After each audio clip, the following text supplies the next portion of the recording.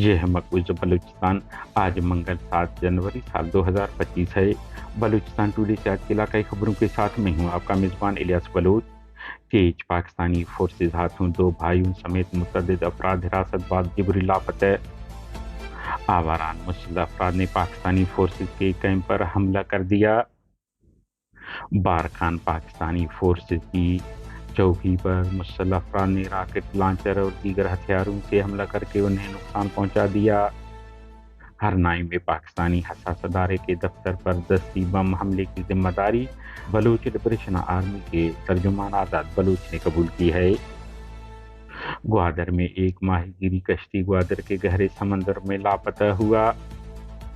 بلوچستان مختلف واقعات حادثات میں 2 بچوں سمیت 4 افراد ہلاک۔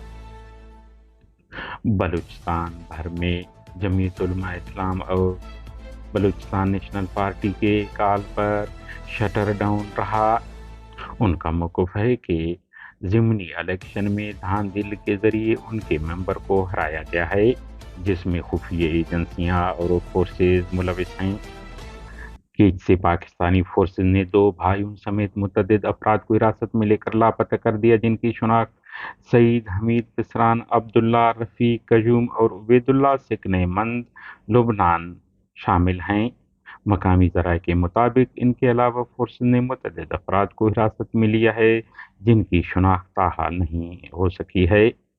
ضلع آواران میں فورسز کیمپ پر مسلح افراد کا حملہ۔ تفصیلات کے مطابق آواران کے علاقہ تیر تیج میں قائم پاکستانی فورسز کے مرکزی کیمپ کو شام مسلح افراد نے نشانہ بنایا۔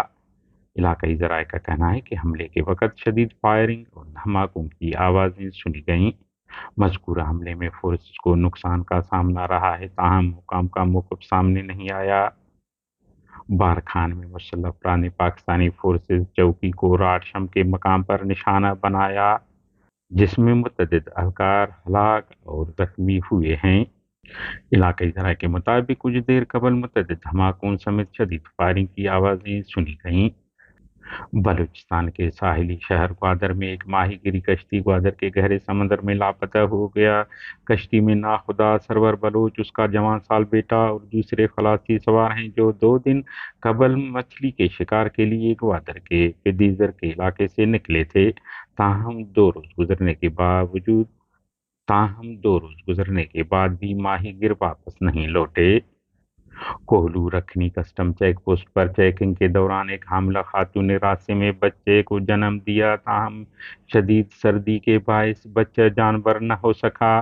لواحقین کا کہنا ہے کہ کسٹم حکام کو ایمرجنسی صورتحال بتانے باوجود انہیں جانے نہیں دیا، جس کے بعد بچہ جنم لینے کے بعد ہلاک ہوا۔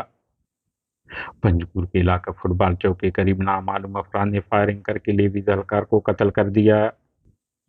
لیویز فورس کے اہلکار ممتاز احمد فرائض کی ادائیگی سے چھٹی کر کے اپنے گھر جا رہا تھا کہ مسلح موٹر سائیکل سواروں نے انہیں نشانہ بنایا۔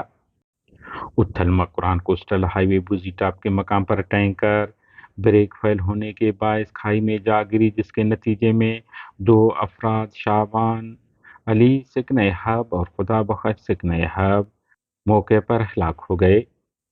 خاران سیشن کورٹ زراعت آفس کے سامنے نامعلوم مسلح افراد نے مالٹا فروش پر حملہ کر کے اسے زخمی کر دیا اور فرار ہو گئے۔